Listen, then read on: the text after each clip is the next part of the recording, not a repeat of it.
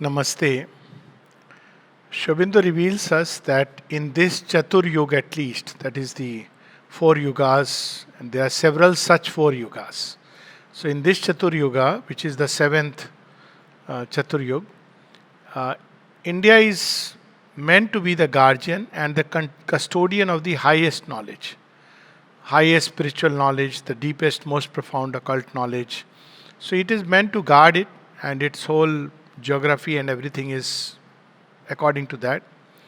So it has guarded this deepest spiritual knowledge in three ways. One is it has kept the highest, deepest spiritual experiences and realizations by countless seers and sages like a compendium, which is what the Vedas are. So it has kept that. It has also brought out of them several lines of metaphysical thought and philosophy. Then it has given a yoga through which it has been the custodian of yoga, and for each age, India gave a kind of yoga appropriate to that age. For example, and as we shall see as we proceed, that for the earliest stages of mankind, when man is transiting from the animal type to the human type, the characteristic yoga is Hatha Yoga. And when human beings develop more subjective sense, they become much more conscious of their emotions, their will, the thought structures, then the Raj Yoga. And then still further, the yoga changes into a more and more psychological system until it becomes Adhyatma Yoga. And the third way through which India has preserved this highest knowledge is through countless stories and legends. It is unfortunate that many of these legends and are regarded as myths or debunked by unchaste minds. I won't use the word Western or Indian. It's unchaste mind because they are gross minds. They believe in only in the physical reality as it is conjured by the senses. Even science tells us that what the senses reveal as reality, actually it hides much more than what it reveals. It's just a tip of the iceberg. So in India, these profound secrets have been preserved through stories, legends, and among these stories and legends which have preserved these profound spiritual truths, the Mahabharata and the Ramayana stand in the first rank of humanity, our human seeking. And in the Ramayana, as also in Mahabharata, we have mention of a very interesting, fascinating demigod, and he is known as Hanuman. So, very often, sometimes I see people discussing about Hanuman and they really believe that how can there be a character like Hanuman? It's all story, it's all mythology, because the degree of the reach of human mind is now limited to Harry Potter. But Hanuman is much more, much deeper. And we'll see that how in the story of Hanuman, the physical, the occult, the spiritual, all of them are interwoven together. The story of Hanuman's life is very simple. He is born, how he is born, who he is. His initial description is given as Shankar Suvan Kesari Nandan. And he is also Pavanasut. So, see these names. So, Kesari is his father, Anjani is his mother. And he is also Pavanaputra, so the son of the wind god. And he is Shankar Suvan, he is an aspect of Shiva. Something of Shiva is incarnated into him. So the story goes that there is a time, there are different stories, but one that comes so beautiful is Shiva, that is Hara, and Hari, that is Vishnu, they come together. And when they come together out of this tremendous energy, we see that Hanuman or that energy takes shape because Shiva is drawn to Hari because of Hari's Mohini Roop. And out of their fusion, there emerges this wonderful, tremendous energy, which is the joint creation of Hari and Har. And this energy cannot go wasted. So Pavan, Maruts, the wind god, carries it all the way to Anjani, who is at that point of time carrying and transplants that energy, fuses it into Anjani's womb, And then Hanuman is born, Anjaneya as he is called in the southern side, Maruti also, because Maruts are the wind gods. And then he grows up, and as he grows up, there are several exploits. One of them is that he flies and he wants to eat the sun as fruit. And as he goes near, he is hit by the thunderbolt of Indra. He falls down to ground, unconscious, and then they realize that there is the aspect of Shiva in him.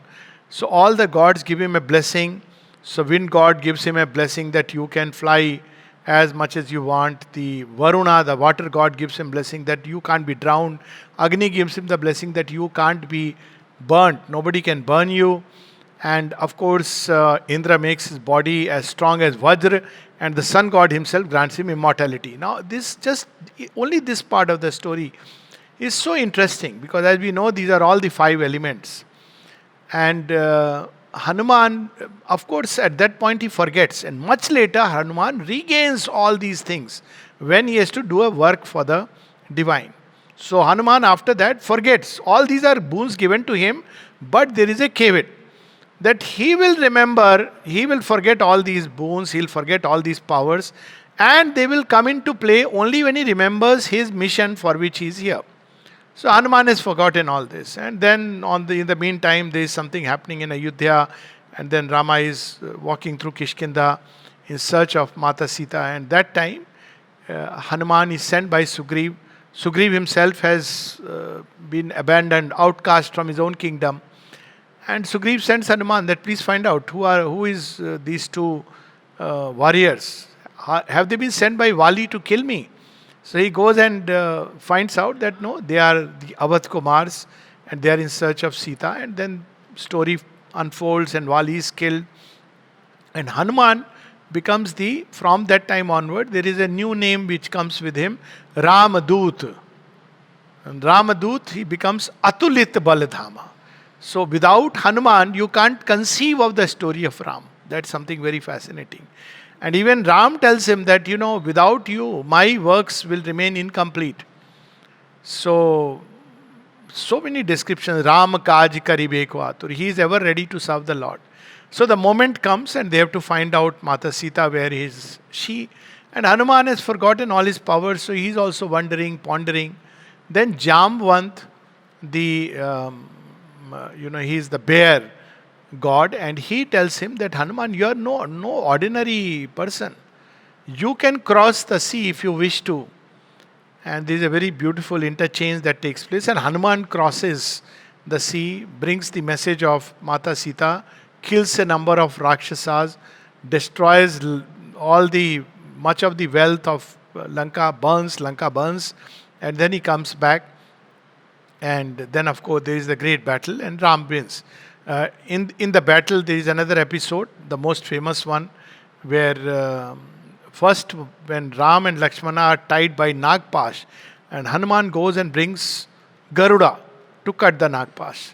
And another, when Lakshmana is hit by Shakti of Meghnad, and he goes all the way to bring Sanjeevani Bhuti from the Himalayas, and thereby bring back Lakshman to his normal life, his normal senses, awareness. So, because he is the one who always clears the obstacles, and no force can stay him. So, Hanuman is also known as Sankat Mochan. He can, clear all the difficulties and dangers and obstacles that come on the path. So, now this is the story, the framework of the story, and several questions come with regard to the story. One is that, what is this story of a Vanara? He's often, they are described as Vanara. So, our human mind, and thanks to all the television and all those things, we conceive of Vanara as the animal. Now, I just want to read something from Sri Aurobindo, from Records on Yoga, where he has, as a yoga drishti, seen these profound truths. And there is a passage where Sri Aurobindo writes about the present evolutionary cycle taking place upon Earth, just as the previous took place upon Mars, which has been abandoned. Passingly mentions, and who knows, the next one may take place on Venus. So there is always for the divine different plans, different theatres. So here he writes, Sri Aurobindo, the animal proper is a lower type. Sri Aurobindo he knows what he is speaking. He is a, for those who believe still in the mythology of Cambridge, well, he is a Cambridge educated master of 32 languages. You can't, when he uses logic and reason, you just wonder. So, and of course, that Sri Aurobindo is writing, who is a yogi of yogis. The animal proper is a lower type. Certain devas of the manasic plane in the Bhuvar Lok descend in the higher type of animal. So there are many stories in Indian mythology of the animal in whom a deva has manifested. So in this story of Ramayana, we see, for instance, Jambavan. We see Jatayu. There are characters which are animals, but in those animals we see all the attributes and traits of some kind of a god. So this is early phases of earth evolution. They can use, just like you see, there are animals which are driven by very hostile and dark force. When dogs go mad, like a chaotically they go bite because another force has possessed them. Cats, they can receive occult influences. Animals can even be charged, just like you charge other things. Snakes, serpents. So all these, there was a whole, they saw the forces which operate behind the animal type. And Sri Aurobindo says that there are some higher types of animals which have had the descent of devas of the manasic plane, from the mental plane. Is Hanuman part of that? No. They are not mental beings proper, but only half mental vital beings. They are individual souls, but the individuality is less vigorous than the type soul. If they were not individual, they would not be able to incarnate in individual form. So there are animals where we begin to see, there are dogs who begin to almost become like human, individualized. So he says that there are these kind of animals in whom, like Jamban story. Jamban again comes in Ramayana and Mahabharata. Very clearly that he is a kind of deva who has incarnated in. So who is Hanuman? So he says that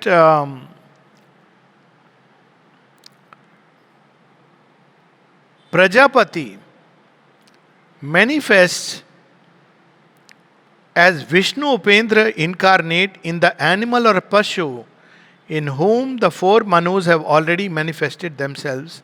And the first human creature who appears is, in this kalpa, the Vanara. You see, when Hanuman is given the boon of immortality, he says, till this kalpa. So in this kalpa, the first type that comes, again, here it is the human, not animals occupied by the gods, which is, he has already described.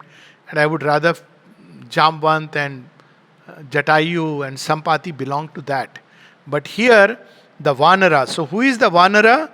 Vanara is not the animal ape, but man with the ape nature. His Satyug is the first paradise, for man begins with the Satyug, begins with a perfected type, not a rudimentary type. The animal forms a perfect type for the human Pashu, and then only a Manuputra or Manu, a human, a true mental soul, enters into existence upon earth. He has almost completely made clear the story of Ramayana, which is an evolutionary tale from the Vanara to the Manava. And here Hanuman represents the highest of the Vanara type, who is a human, but with ape-like nature. And he is transiting from the animal type to the first prototype human in Rama. Human in the true sense. There have been human beings before him, but none like Ram, because he is the one, that's why he becomes, for all, at least in India, he becomes Vandaniya. He is the one who is like the ideal of the Aryan humanity. Like if you have to become a human being, you don't think of Krishna. Krishna exceeds the human. You can't imagine Krishna as an ideal human being, because Krishna exceeds the human. But Rama is an ideal human being. You see, when Kapali Shastri went and met Sri Aurobindo and he spoke in Sanskrit, and Sri Aurobindo, he brought a fruit and he saw Sri Aurobindo coming out and his form all with that golden hue. And when Sri Aurobindo with his perfect gentle manliness and his, when you saw him and when he sat and asked him to sit, he says, I felt that the ideal of Aryan as typified in Rama has come alive, come true in his everything, in his gait, his gesture, his posture, everything. So Rama is the ideal human type. The first time we see man in the true sense is established upon earth in Rama. And therefore the sandhi between Sugriv and Ram becomes so interesting and fascinating, because Sugriv is the ape-like human, and he joins Rama, and thereby he goes on the evolutionary tail. On the other hand, Vali, too self-satisfied with his ape-like nature, because he is strong and mighty, and the Asura and the Rakshasa, too self-satisfied with their Rakshasi and Asuric nature, they are destroyed. So this is another evolutionary transition in which we are going.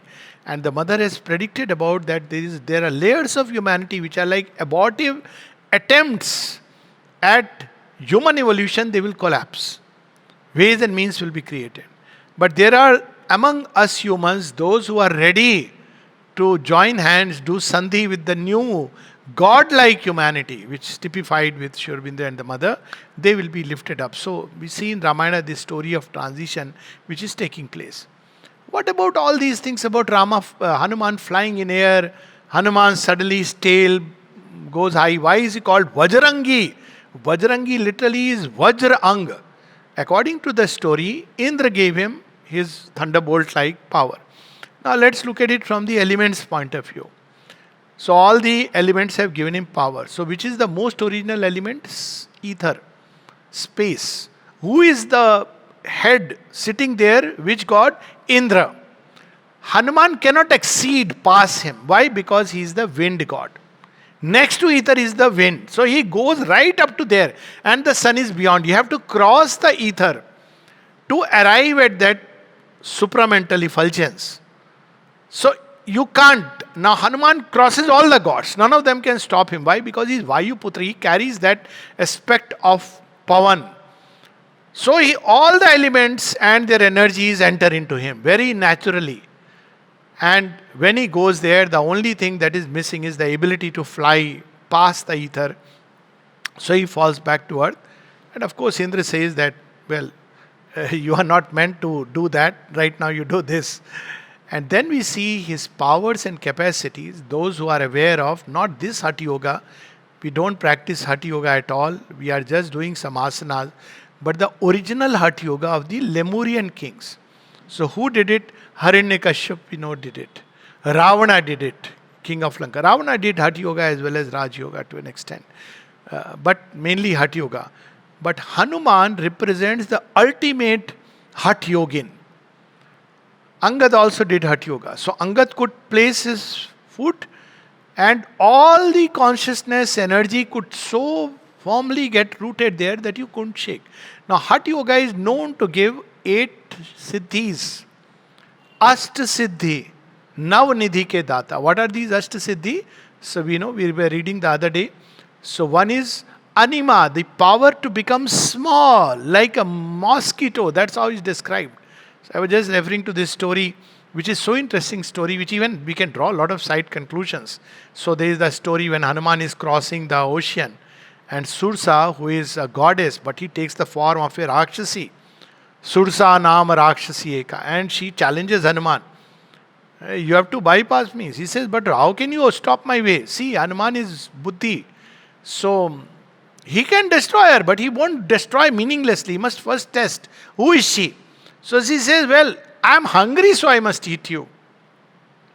Hanuman is very kind and compassionate.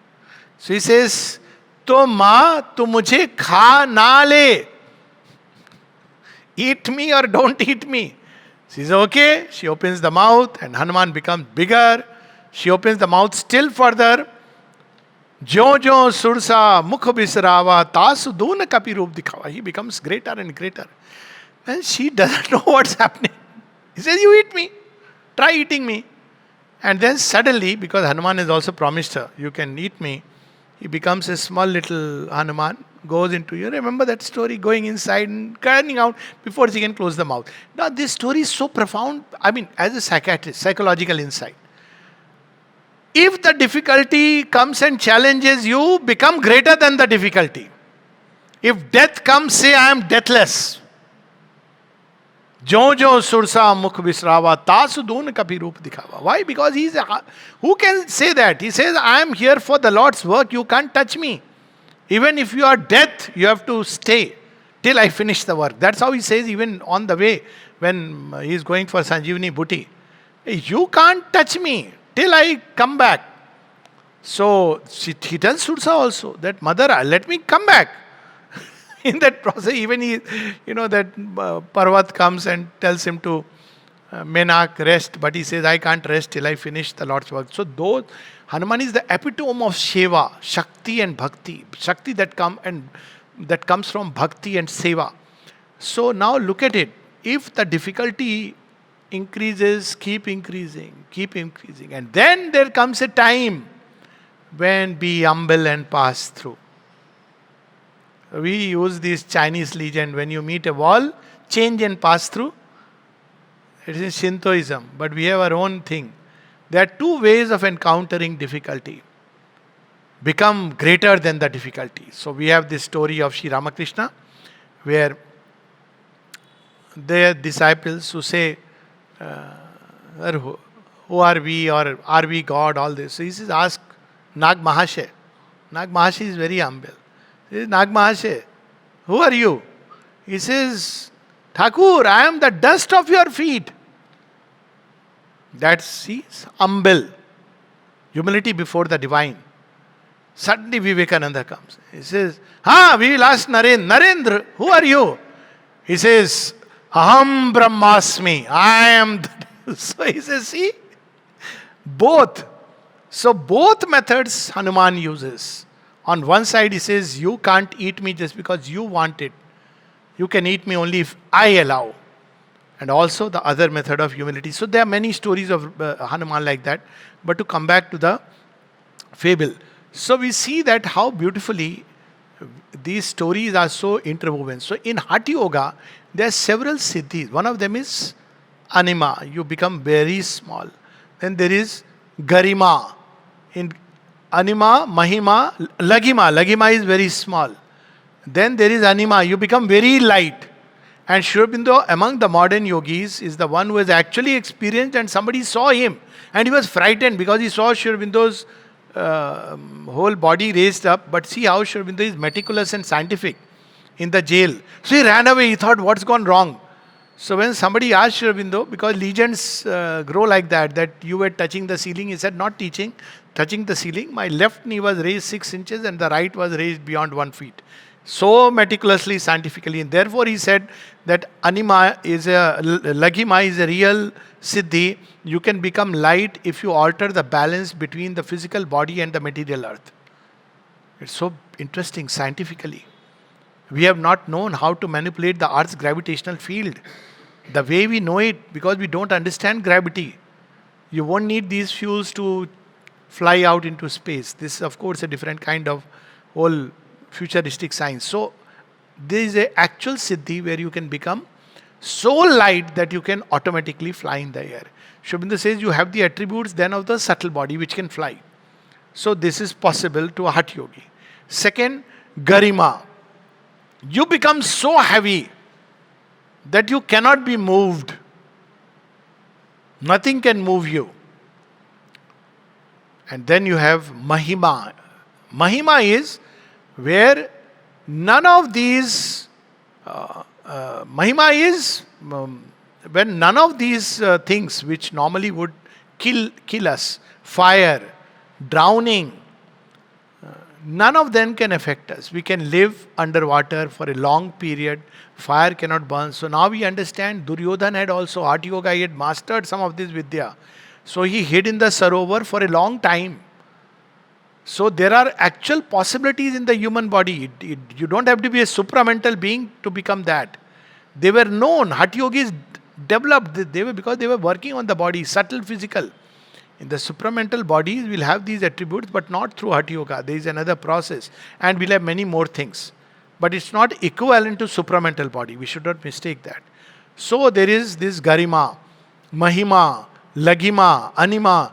And then there is, of course, the power to withstand any impact, including the impact of avalanche. So that's how it becomes Vajra Ang. And that story that he's got Vajrang, there are many, many stories. So, but first to finish this, these are man's beginnings. That is the early stage of evolution from the ape-like human who is ape-like nature to human, which we see in Ramayana. And this is a story which must be remembered always. And that's why Rama is the first prototype human, and that's why we associate him with Aryavarta. He is the one who, traveling all the way from other side, all the way from Ayodhya and further up, if we go Janakpuri, Mata Sita, right up to Lanka, he connects India. Shri Krishna does the other connection from Mathura, Gujarat to Manipur via his emissary Arjun. So between the two of them, they have managed the whole of India. But these beginnings, these are man's beginnings. He rises by the descent of ever higher types of Manu from the Bhuvar Lok. First he is Pashu, then Pishacha, then Pramath, then Rakshasa, then Asura, then Deva, then Siddha. This is the human journey of evolution. So he ascends the ladder of his own being towards the Satpurush. So Manu is the first prototype human who is there in the typal world, and he conducts the evolution. For each yuga, there are these Manus who will conduct the evolution. He'll draw human nature towards higher and higher degrees. But speaking of Hanuman as Vajrang, we have heard so many stories of Hanuman, exploits of Hanuman. But one of them, which is there in Valmiki Ramayana, which is not much known, Hanuman's slaying of Dhumra Rakshas. I don't know how many have heard this. Not heard this. So this is a part from 52nd, I think it's the canto or something, of Yuddh Kand, of Valmiki Ramayana, which Sri Aurobindo has translated. So it is so beautiful. So Sri Aurobindo translates, it's a long poem, but I am just reading a few lines. The son of tempest saw his armies rout, astonished by Dhum Rakshas. Dhum Rakshas, incidentally, is Mama of Ravan. He is Mandodri's brother, and his father is Malyavan. So he is very mighty Rakshas, and initially when the Vanara and the Rakshasas are fighting, suddenly Dhum Rakshas comes. And he is regarded as mighty as Ravan himself. He is sometimes regarded as, there is a name which is connected to Ravan. He is one of those mights. So when he comes, suddenly the Vanaras, they start running. And this is seen by the son of Tempest. Who is son of Tempest? Rudra. See how beautifully in Hanuman's story, why is always attracted to Hari's avatar, Rama? Because that is the point from which he is born. Her attracted to Hari. And that's why in Ramayana we'll see constantly Shiva remembering Hari, because he is involved there. It's a unique story where Shiva sends an emission to help an avatar of Vishnu. And there he is regarded as 11th Rudra. And we know Rudra is a force that can create upheavals beyond measures. But he is a Deva. So, the son of tempest saw his armies rout, astonished by Dhum Rakshas. Wrath he saw and came. Carrying a giant crag he came, red gazing, and with all his father's force. Now, along with Rudra, who is coming? Pavan. With all the might of the wind god, he hurls. At dire Dhum Rakshasa's chariot hurled.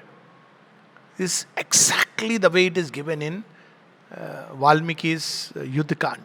That he first breaks the chariot. So, alarmed, Dhum Rakshas saw the flying boulder come, and rearing up his club from the high car, he leaped. See, when Sri Aurobindo describes the Veeras and the battle, it's so near.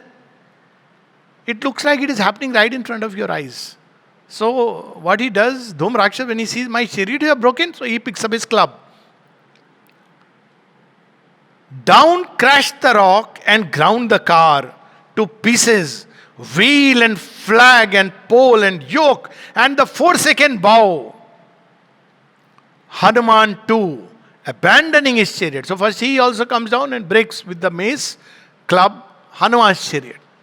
And Hanuman now comes down. Now it is face to face. Hanuman too, abandoning his chariot through the ranks, opposing strode with havoc, trees unlopped, what a word, trees unlopped. Unlopped is like a lollipop, you know. Trees unlopped with all their boughs for mace and clubs he used, with shattered heads and bodies oozing blood, the giants fell before him. Scattering so the giant army, Hanuman, the wind's tremendous son, took easily in his hands a mountain's mighty top and ran and strode where stood Dhumrakshas. So he picks up a mountain or a hillock. See, it is so interesting. There is a rasa in it, which is very difficult to explain to a very pacifist. "Oh, we are non-violent children of Gandhi." What kind of a nonsense is this? We are children of Rama and Krishna. Where did we become? Gandhi became father of nation. I mean, look at this is the race which forgot its own heroes. And here he comes. So what does he do? Scattering so the giant army, Hanuman, the wind's tremendous son, took easily in his hands a mountain's mighty top and ran and strode where stood Dhumrakshas. Heart yogis, blessed with the divine energy. Everything is possible. In our modern times also, this is the story of Ramamurthy. Sri Aurobindo speaks about him, the legend. So Ramamurthy was Gama's mentor, and Gama was Dara Singh's mentor. Dara Singh we have heard. So Ramamurthy, the legend goes that he was so strong that he had challenged the British that if you stop me, you send a train with full speed, I'll stop it. If the train runs over me, then you can take it that Indians will accept slavery. But if I stop it, then you have to grant freedom. This is all documented. And initially they said okay, but then they got scared. Why? Because Ramamurthy was given the name Chota Bhim. And the real story goes that when he went to Spain, Hitler had given him the title Chota Bhim. I mean, when he saw. So, not Spain, in Germany, his feet. So, they let loose a bull in the arena that we have heard so much about you. He said, no, I don't want to do all these things. But just because he wanted to get money for India to eventually use it for Indian independence, he stood. And the bull came running. And Ramamurthy is doing nothing. When it comes right in front, he stretches his arms. This is a documented story. Holds the horns and just puts it down. Like a toy. That's all. This is a real story. So if Ramamurthy in modern times, who was not even a Hatha yogi, could accomplish this feat, what to speak of Hanuman? So he takes up and now why this is important? Because all these are fantastic story. We have stopped believing in greatness. This one of the things that this kind of a so-called left liberal thought is, it has tried to finish all that is great. And Sri Aurobindo says that if you finish all greatness, what is there for man to really look up to? So, roaring answer loud, the mighty giant with his club upreared. He's not going to give up. He roared. Came furiously to meet the advancing. The giants fell before him. Why? Because Hanuman is there. He is finishing them all. Scattering so the giant army, Hanuman, the wind's tremendous son, took easily in his hands a mountain's mighty top and ran and strode where stood Dhumrakshas. Roaring answered loud, the mighty giant with his club upreared, came furiously to meet the advancing foe. Hanuman is coming, so he comes furiously. What does he do? Wrathful, the heroes met. Heroes. They're not violent people. It's not a street fight. Heroes. It needs courage and strength. We worshipped strength at one point. And on the head, wrathful the heroes met, and on the head of Hanuman, the weapon many spiked of dire Dhumrakshas fell. So he puts that many spiked club, imagine that giant, how heavy, on the head of Hanuman. What would happen? Of dire Dhumrakshas fell, but he, the ape, strong in inheritance of might divine, not even heeded such a blow, but brought right on Dhum Rakshasa's crown the summit huge. He was holding the mountain top. He didn't even bother. And brought on Dhum Rakshasa's head the summit huge, and all his limbs were shattered with the stroke. And like a broken mountain, they collapsed earthward, overwhelmed, insmitten, prone. The giants left survivors of that slaughter, fled alarmed, and entered Lanka by the apes pursued, and butchered as they fled. But from that flight, victorious, weary, rested Hanuman. Amid his slaughtered foemen and engirt with the red rivers he had made to flow, praised by the host, rejoicing in his wounds. What can one speak? So Hanuman is one of the Chiranjeevis who will live forever till the end of Kalp, not immortal in that sense. So he is a very real God who can help those who turn towards him. What does he grant us? According to one of the Hanuman Chalisa, so he grants all these siddhi, navnidhis, but he won't grant just like that. Like Shiva just throw a boon. So he grants to those who want to serve the divine. And Mother said that Hanuman is the divine who took this form to show us the way of bhakti and seva. So he showed what is the way of how to serve the Lord. And truly that is what stands out in his story. If ever one has to look at how to serve the divine, some examples stand out. One is Lakshmana, sleepless keeps a vigil. Another is Bharat, who guards the kingdom, keeping Ram's sandals on the throne as a trustee. But none like Hanuman, who is always there by the side of the Lord, sleepless, ever ready to help. So he Buddhi, Vidya, Bal, Dehu Mahi. Bal, Buddhi, Vidya, Dehu Mahi. Harahu Kalesh Vikar. These are the things he gives. But most of all, to those who love him and seek him, he gives the power of bhakti and the Shakti that comes by service of the Lord. Namaste.